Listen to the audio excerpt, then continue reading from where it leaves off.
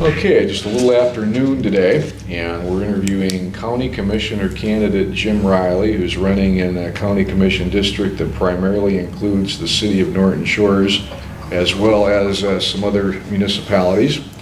Jim, why are you running for county commission?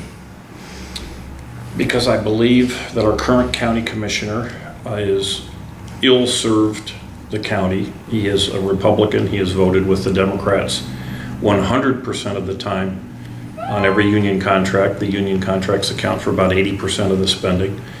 He's voted 99+% of the time for every spending issue that's come before him, for every hiring issue that's come before him. And the only reason I don't say 100 is because I haven't looked at every single issue, but attending the meetings for over 3 years, almost 4 years, I've yet to see him vote no for spending. And far more importantly, it's not so much that the union contracts are awful, which they are, but I have asked and others have asked that what you are voting for, what is it going to cost the county? Will it be a savings or will it cost more? He specifically not only doesn't answer, but when people like another county commissioner, Alan Jagger, have said we need to have this information before we vote on it, Alan has been, for the most part, not even able to get a second. So by his silence, he has said, we do not want you to know, and not only that, they don't know. It's clear that they don't know. And the county, since most of the old guard, that would include every Republican except for Alan Jagger, and many of the Democrats have been there almost 10 years. When they took over the county, the employee pension and health care fund had a $3 million surplus. It now has a $109 million shortfall. And by the way, that $109 million, which you can get right out of the CAFR, which is the county annual financial report, but that number assumes a compounded 8.5% return on the invested monies going forward. The county's actual compounded annual return going, I believe, for the last 5 years is something well under 3%. I don't have it at the top of my head, but I believe it's if you factored in a 6.5% compounded return for the invested monies for the county employee pension and retirement, you would get well over $250 million in underfunded. So we're broke. What you're saying is he's really a Democrat, but he ran as a Republican because it's a Republican district. Absolutely. Is there a problem with that? If he's running as a Republican. The Democrats, at the very least, are very honest. The Democrats say, look, I'm for more spending. I believe government is good and we should expand it. I'm for union jobs and more union benefits. They are clear, they're open, and they're honest. The candidate I'm running against, Bob Skolnick, has consistently said, I'm the one who is a fiscally responsible guy. I'm the one watching out for you. I'm the one who's different from the others. And I don't know what his motivation is. I don't really care about his motivation. I know that his deeds, which primarily what you do as a county commissioner is you vote. And his deeds are, if you didn't know the names and you went through the entire voting for the last 9.5 years, you would not be able to determine any of the Republicans from the Democrats, with the exception of Alan Jagger. And by the way, I guess you'd say this in his defense, John Snyder and Marv Engel have voted identically. New jail. There's been quite a bit of talk about that lately, and it's been simmering on the back burner for a number of years. Do we need one? Off the top of my head, I think we do not. But I would ask 4 questions be answered before they go ahead. Now, of course, we know the county has made a decision that they're going to go ahead. It's just a question of how do they do it. Item 1 is the jail is in such a shambles that it's physically not fixable. Yet everyone that I know who has toured the jail, I mean everyone, and I believe Eric has made comments like, oh my golly, the paint's awful, there's leaks, the carpet's terrible, it's in rough shape. All of that is janitorial. I've not heard anybody ever say that there's a structural problem with the jail or with the building, same building that is right adjacent to the courts. So before you take we need a jail because it's a mess, I would like to find out what would it cost to fix the things that people have complained about. Item number 2, that we need a new jail because it's full. You can address these numbers in more specifics, but I believe that the capacity, at least as the jail currently sits, is around 400 people. And it's, as we've been told, and I believe to be true, it's full almost all the time. Number 1, on the fullness, I've been told we had Judge Andy Wieringo on the show, on the I Am Muskegon show a month or so ago. And one of the things that he said is that we could reduce the amount of people in jail if we would just use more tethers. In particular, if you get picked up on a Thursday or a Friday, they have a tendency to throw you in. Remember, you've been charged, you've certainly not been convicted of anything. In many cases, and I would say that it's very likely, or certainly it's possible, maybe not likely, but it's very possible that who's ever making those decisions really views the jail like the proprietor of a Holiday Inn would be. They want it full as often as possible. They are utilizing, I think, the people who, in many cases, I'd like to see an analysis of how many of those people that are put in on a Thursday night or on a Friday don't get out till Monday, how many of those really deserve to be in jail over time. But more important than that is, the sheriff even admitted, and again, it's almost impossible to get real numbers because he's the only one who has them, but it's my understanding that a significant number of people, anywhere from 25 to maybe 100, that are in jail are in fact brought in. That we are housing them for other entities. It might be the state, it might be some other entities. In other words, these are not the people that we are required to house in the jail. In other words, there's more space in the jail than we're being told is available. And I'd like to know for sure how many of these could we not take and then make space available for what we the required job of the sheriff. Matter of fact, the sheriff is not required to do patrol. The sheriff is required to provide jail facilities. Number 3, I don't know if we need a new jail or not. Like I said, I'd have to have the answers to those questions. But if we do need a jail, the question is, of course, what size should it be? How much, how many bells and whistles are willing to be put in? How much is it going to cost? We may, your spouse may come to you and say, hey, we need a new car. But if the only new car that your spouse is going to suggest to you is a Lamborghini, you might say, you know what? In the real world, yeah, we need a new car, but if the only choice that we have is a Lamborghini, I think we're going to walk. And I don't know what the cost of the jail is going to be. It seems to me that every time I hear a number, it seems to get bigger.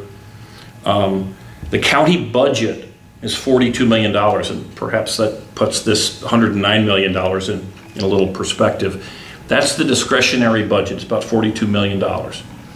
The jail numbers I'm hearing are anywhere from $25 to $45 million. And I have heard absolutely nobody tell me, nobody, including Alan Jagger, who's about the only, who was to me the only honest and open commissioner, he says he has no idea where they're going to come up with the money. But there's another alternative, and I know, again, I'm not suggesting that this is the way we ought to go, but it most certainly ought to be looked at, and that is are there other housing options available? When the most recent group of consultants were hired, it's my understanding that we're on the second one within just the last 6 or so months, they were specifically told, according to my contacts within the county, they were specifically told not to look at privatized suppliers. So in other words, somebody who would come in and either build a jail that we would then just pay on a use basis, or maybe there's other private jails out there. They were specifically told not to look at that, but they were equally specifically told, or I can't say this specifically told, but they equally are not have been looking at other jail facilities. I spent a day talking with another judge, Cubby Close, and he was telling me about the Ottawa County Jail, because there's this myth out there, which is a pure myth. For the most part, it's a lie, because the people perpetrating the myth know the truth, that we could have extra beds and make all sorts of extra money. Ottawa County built a new jail not that long ago, within the last 10 years. And my understanding is it's about 75% empty. So there are jail facilities all over the state that may or may not be available for us to house prisoners. There is no requirement that we have a jail in premise or on premises of where it currently is. So the answer is, do we need a new jail?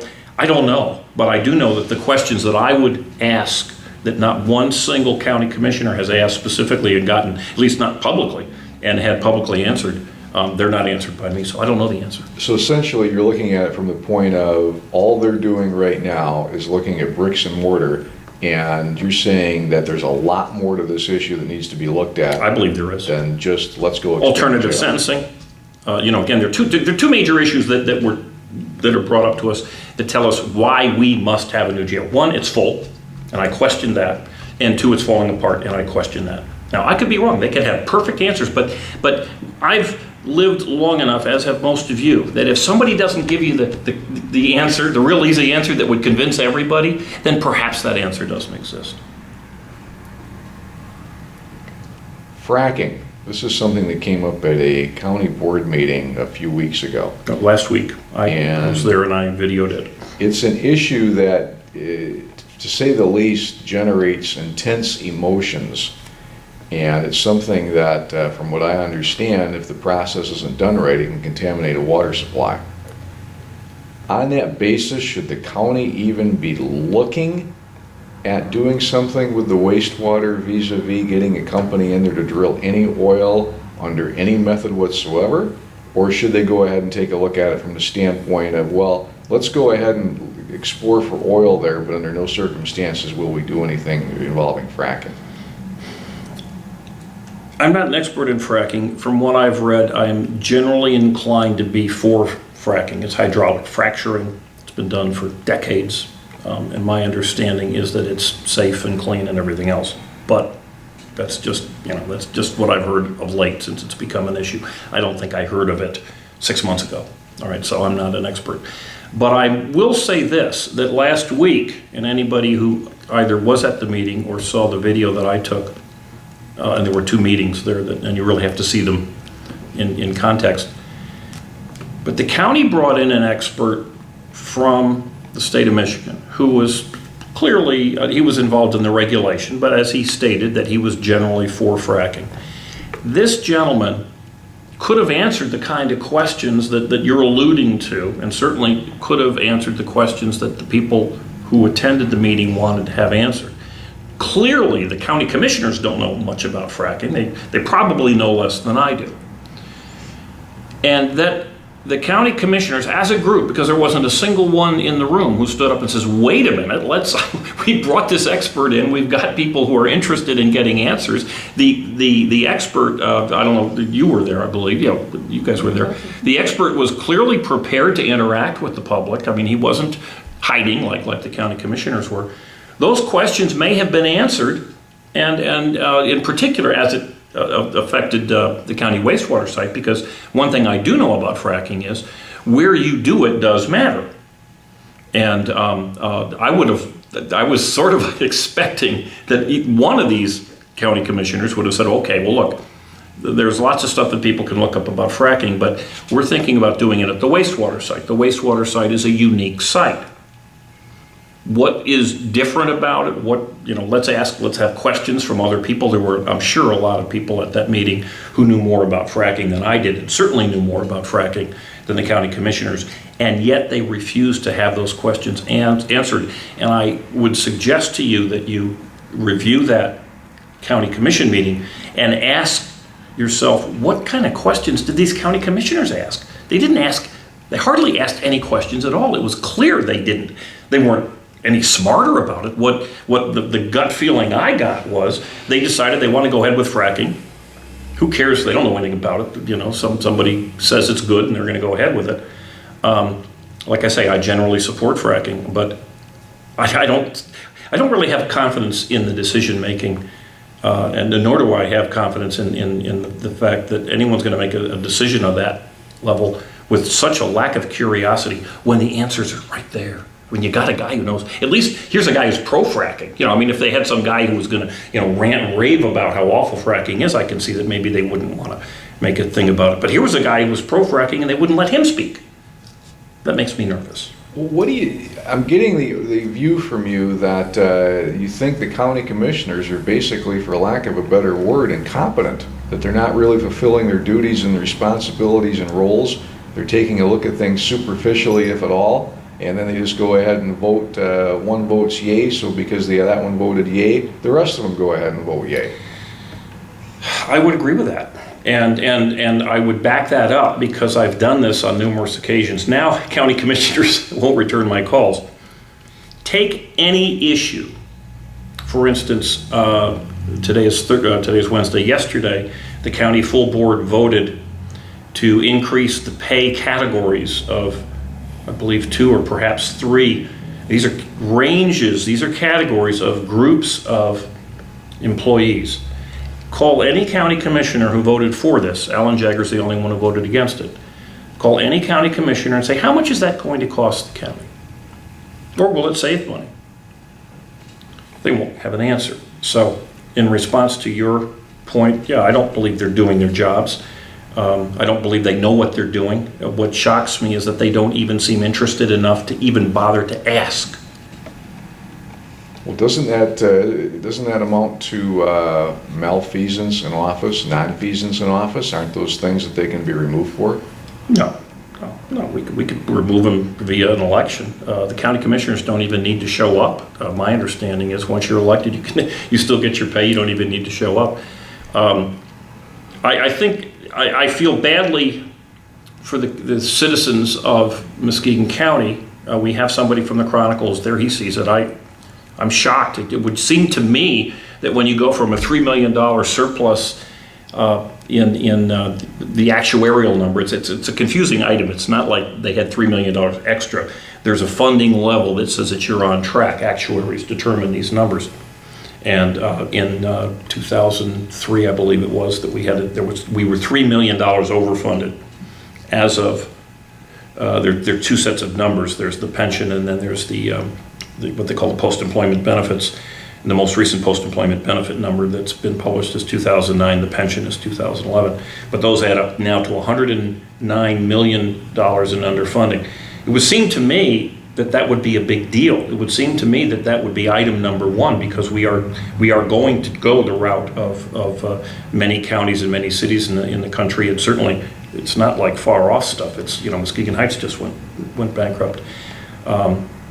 I don't know why they're going that route. I will say this.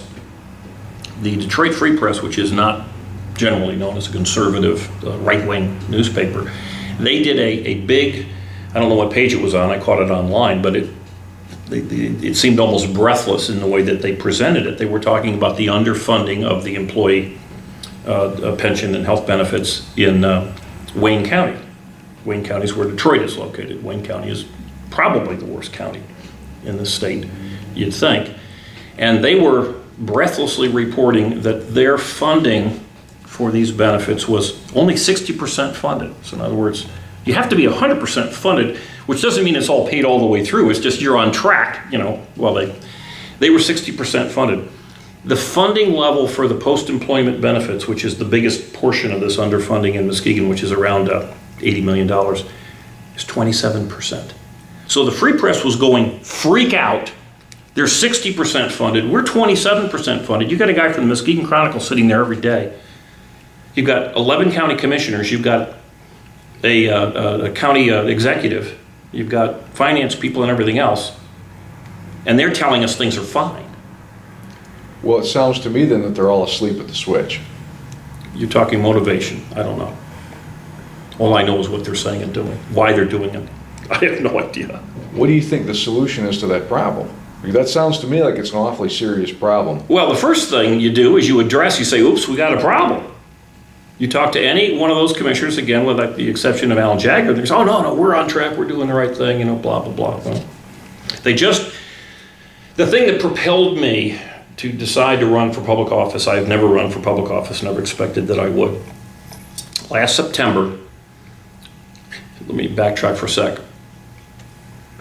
The biggest votes that the county commissioners will ever make are in the union contracts. There are 10 union contracts. They account for 70 to 80% of all spending because it includes non-union also. They're all generally tied unless they have separate contracts.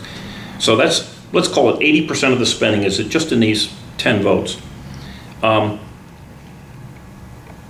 These votes were made in two groups, 1-7 and 1-7 contracts in September and in October. The September group was made specifically, it was rushed through specifically to beat the governor's requirements for prudent governance, which required the certain level of contributions by the county employees. They call it the 80-20 rule. They rushed these votes in, and here's how they did it. Typically, when you have a union contract, there's a committee meeting, Ways and Means, or Human Resources. It's presented. They always vote for it, but at least it's presented. And then 2 days or 4 days later, there will be a vote on the full board. This meeting, and I've got a video of it, and as a matter of fact, I made a statement prior saying, I hope that you looked at these and determined what this is going to save us or not. Commissioners walked into the full board meeting, not a committee meeting, walked into the full board meeting not even knowing they were going to be talking about or voting on these 7 union contracts. They never read them. They never even saw the union contracts. The only discussion they had was about a 12-minute, they went into closed session, which is legal. They went into closed session, and they were presented to, apparently with whatever it was compelling enough that, actually in this case, even Alan Jagger voted for it, I believe. But at least 10, perhaps 11, all voted for it. Never saw it, never looked at it. That's malfeasance. That's all they got to do. And the interesting thing is that these are 3-year contracts. So. Now, the county commissioners are basically a part-time group. They don't work full-time. Most of them have full-time jobs besides they're retired. What would your thoughts be of reducing the number of county commissioners to 5 and having them work on a full-time basis and paying them commensurate with that? I'd be 100% against that. The county commissioners generally attend 6 or 7 meetings a month. The meetings are anywhere from 5 minutes to an hour and a half. The average meeting is probably about 45 minutes. The cost to the county is about $40,000, $40,000 to $45,000 per commissioner. And that includes $16,000 to $18,000 a year in income. It includes a pension.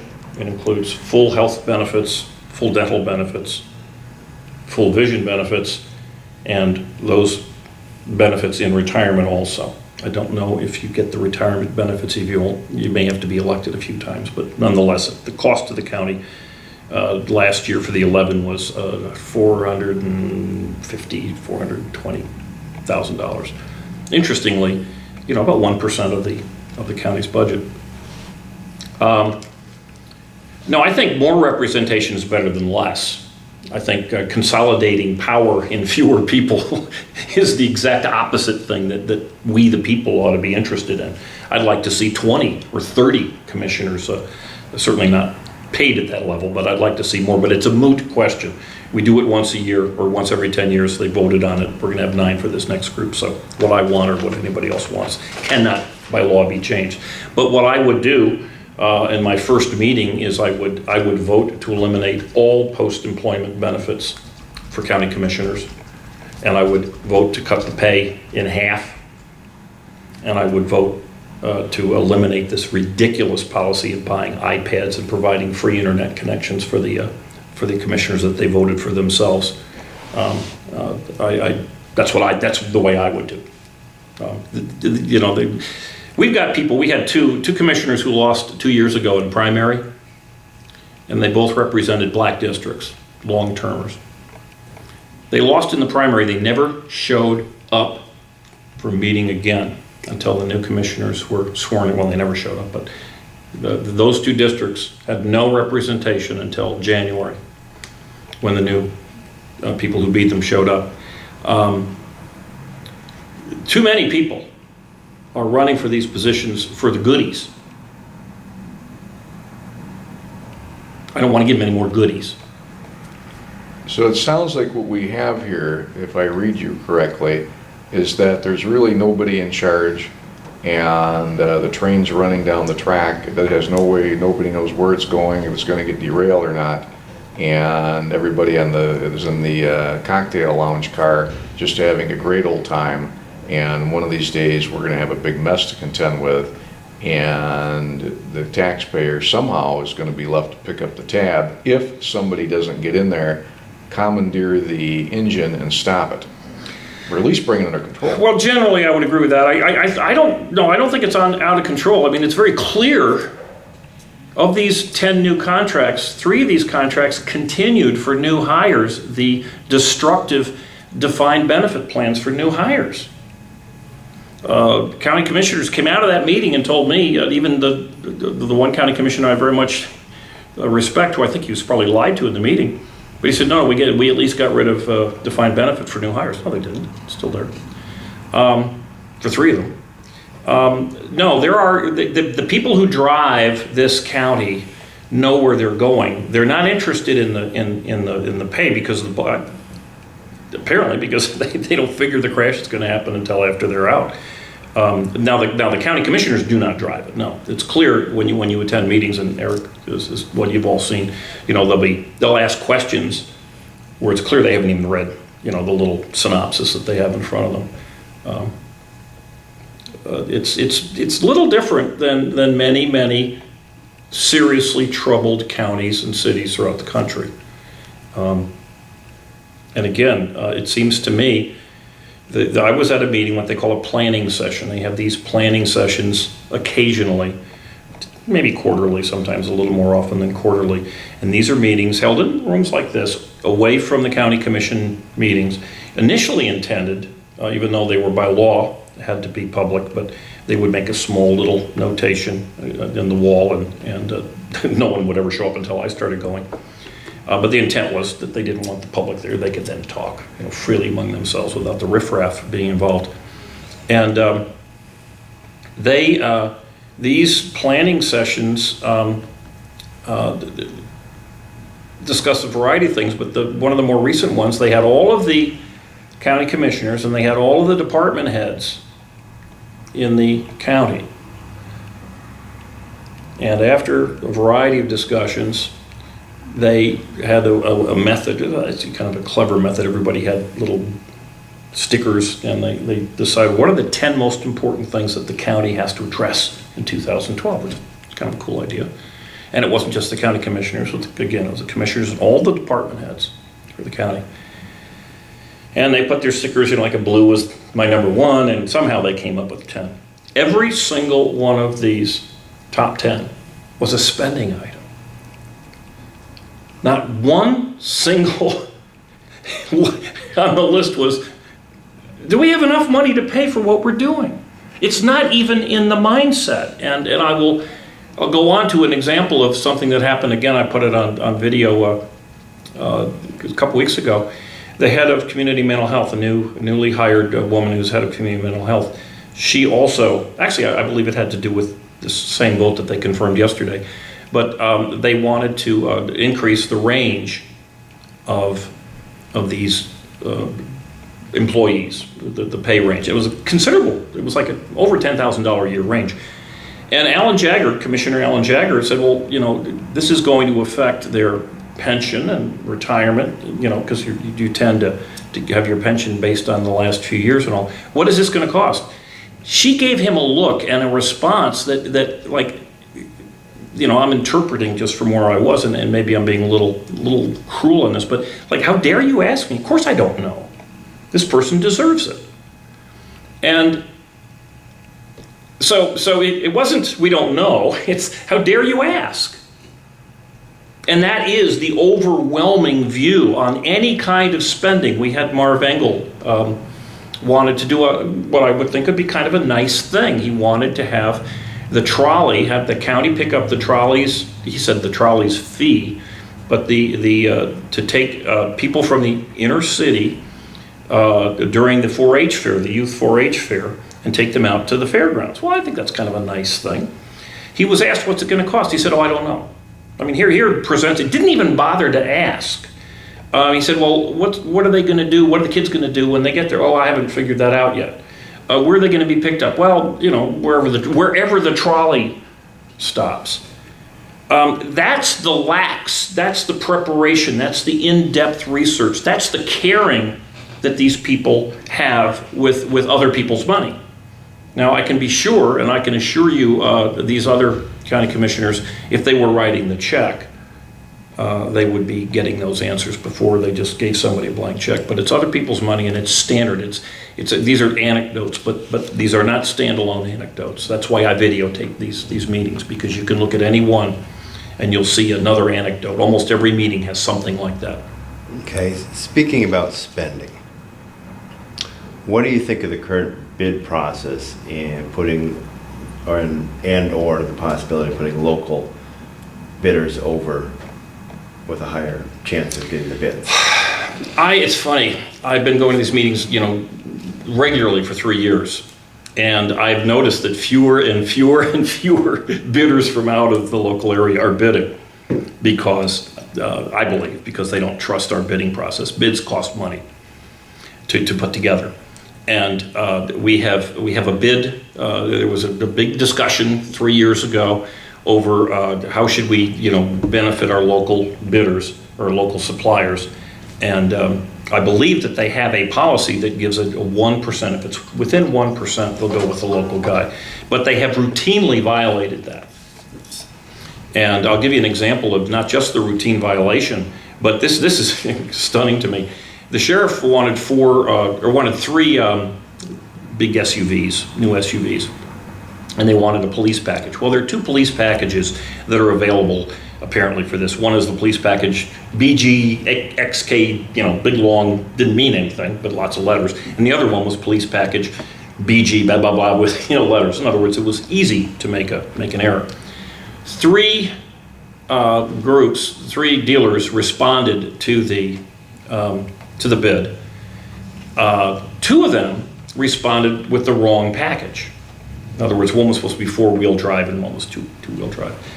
And it was clear, and these bids take some time and all, and it was clear that they misunderstood. You're not going to bid on a 2-wheel, even though it didn't say 4-wheel. And a commissioner said, well, why? We sent out this whole bid thing. We got 3 bids and 2 of them are wrong, so we have to go with the one bid. Why did that happen? He said, well, they sent back the wrong thing. Well, it was clear that the folks misunderstood. Someone did ask, well, did you pick up the phone and call them and say, hey, thanks for bidding, but you misunderstood? No. So they went with the one bid. That's business as usual. So no, I don't believe giving locals a benefit. I think the 1% is fine. I think when you arbitrarily give locals a benefit, what you do is well, number one, you encourage communities around us to discriminate against our own businesses, and certainly I would not want to be upsetting Kentwood or Grand Rapids. They're a far bigger market than we are to do the same types of things that we're doing to them, but unfortunately that's what's going on. Okay. What is your view on cooperation and consolidation within the government? Show me one that works, and let's use that one. We have consolidation in Muskegon. Norton Shores, Fruitport, and Muskegon Heights have water consolidation. How's that worked out? It's been awful. It's involved lawsuits. Lawsuits will continue. My understanding is it's not worked at all. I like cooperation. Instead of doing a consolidation and a foolish long-term contract with Muskegon Heights, if they would have done, let's say, a 2-year or a 5-year and re-up and reevaluate, that's cooperation. That makes sense, because if you've got a short-term contract, then the person who's in control, and in this case it's Muskegon Heights, they have at the forefront of their mind, they say, hey, we got to continue to deliver or these guys are going to go someplace else. Consolidation tends to consolidate power in an unelected, typically unaccountable group of people.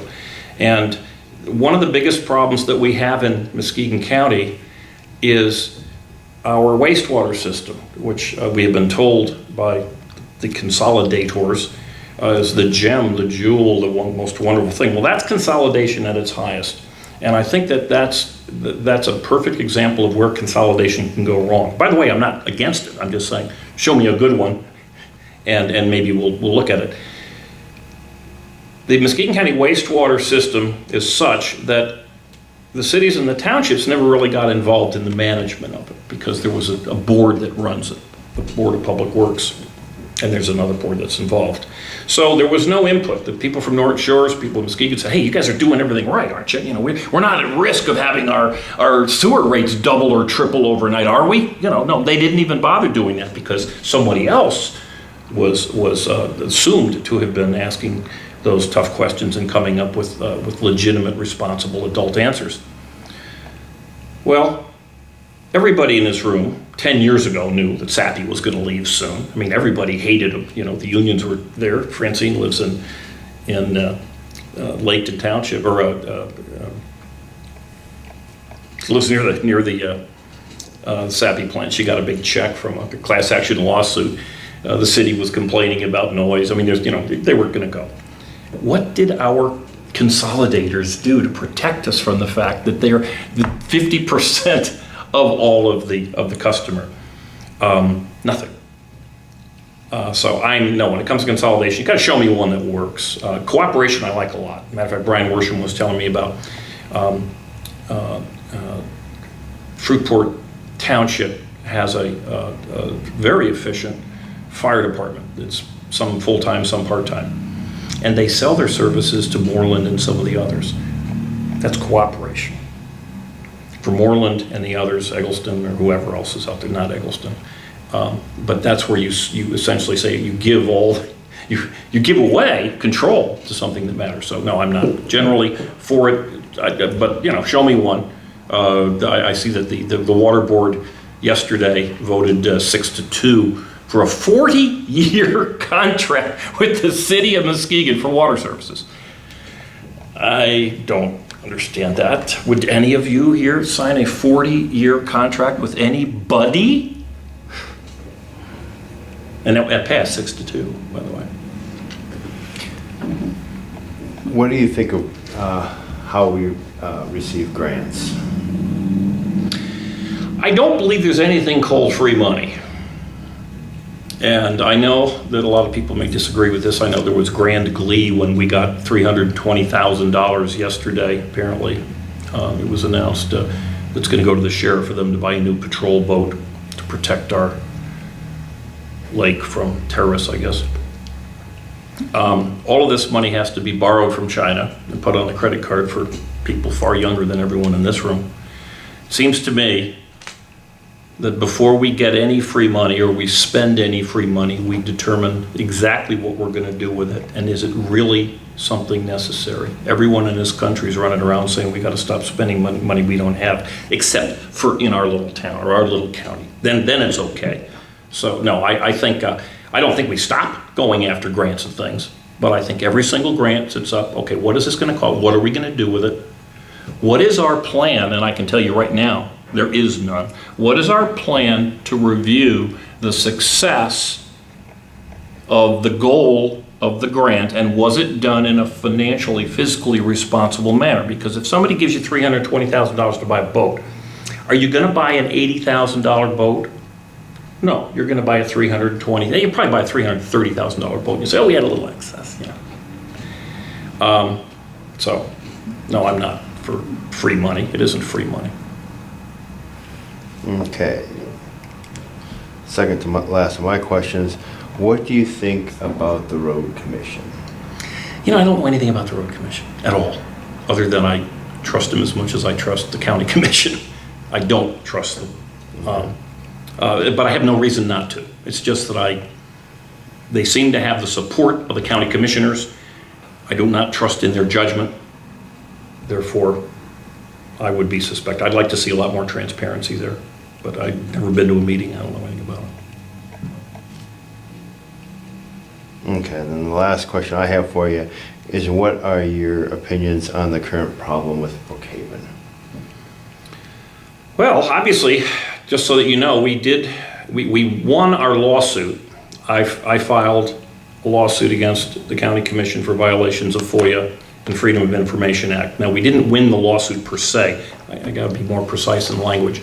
The county agreed to provide the information that was in the that was requested in the Freedom of Information Act. That's what allowed the rest of us to see the fact that it wasn't just a $2.35 million grant, it was an additional $1.2 million had been given. They agreed that they did inappropriately or incorrectly have a closed session to discuss things that should not have been in the closed session, which they then subsequently had what they called their, actually we made fun of it, but apparently it's a legal term that they used. They had their reenactment. And essentially, and their actions have been such, they have changed their behavior to comply with the Open Meetings Act so far. And one of the things that's most obvious is they used to just say, we're going to go into closed session. The law has stated for years, and they have violated this for years, that you must say the reason that you're going into closed session. And so they have made some changes. They're going to pay for our legal fees. They're going to pay for my filing fee, and of course they paid the county attorney, I'm sure many thousands, to do this. Now I'm holding off on my press release on this until we get the check, and they keep fudging and fudging and fudging, but we have effected change. Brookhaven, to get back to it, sorry to avoid your question. Well, the first thing is transparency. You know, you can't fix something if you don't know what's broken, and we have been assured by the county commissioners that Brookhaven was on the right track. As a matter of fact, this is the third head of Brookhaven, I believe, in 3 or 4 years. The first 2 we were assured they were on the right track. By the way, Brookhaven's, I don't know, it's 70, 80, maybe it's 90% of Brookhaven's fees are in union contracts, and these are union contracts that were just signed again without anybody seeing them or reading them. Let's open it up. Let's find out let's have, if it were me, I would demand a public quarterly report. When you've got somebody who's an alcoholic, you don't say, hey, you promised me you're going to be great. Give me a call back in a year or 2. No, you bring them in. You have them in all the time. We've got a problem. We're hemorrhaging money. I believe Brookhaven has a noble purpose, and I think it's frankly something that we ought to keep around. It's clear, it's very clear that the county's management of Brookhaven certainly over the last 10 years has been abysmal. I mean, it's just been awful. So I wouldn't be comfortable letting the same people that have driven the same ship into the same iceberg time and time again, I wouldn't be comfortable letting them operate in secrecy going forward. They've proven that they're not worthy of the responsibility and the power that we've accorded them. So I don't really like their judgment. Those are the questions I had. Tell us more about your background as far as your retired financial planner. Well, I graduated from Michigan State, and I started with a manufacturing company that made plastic film, plastic bags, and I was there 5 years. I ended as a director of marketing. The company had gone public. It was NASDAQ listed. It had just exploded in growth, and I had made enough money at that point that I had the opportunity to buy a marina. And I bought a marina up in Montague, and that's what brought me here. I owned that for about 5 years, sold it, and then I sold real estate for a little bit in the early 80s. The early 80s was a similar time to now. And I owned Racquetball Plus. Now, there was a group that owned it and ran it into bankruptcy. I bought, really it was a kind of a lease thing, for 1 year, the one on Norton Avenue. And opened it, it was dead closed. I opened it, got it up running, but after a year I just didn't have enough profit in it to keep it going. And then I got hired by Payne Weber in 1982, and I went from Payne Weber to Baird to Morgan Stanley. Okay, Mr. Riley, we appreciate you taking some of your time today to go ahead and share your thoughts, feelings, and opinions with us regarding the county. Okay. And it's definitely been enlightening. Well, any questions that you've ever got, you know how to get me. And Oh, we do have the one last question we normally do. Is there anything else you'd like to say that you haven't said yet? well, I would just say this, that people are constantly complaining about the messes that our government finds them in, or the decisions that have been made by government and that we end up paying for in the form of reduced services, Brookhaven's shutting down, or who knows what. We've got a very serious problem at the airport where we may not have commercial airlines. We've got a very serious problem at MATS, where we're just spending money like crazy. So it's not just taxes that may go up or debt that may be incurred, but we may face severe cutbacks. Mayor Warmington had suggested in going out and pushing community policing. He said, you know, we're going to lose our biggest taxpayer in the Cobb plant when it shuts down. We've got to start preparing for some serious cutbacks because for sure we know we're going to have these cutbacks. We've got to start preparing for doing without things that we had before.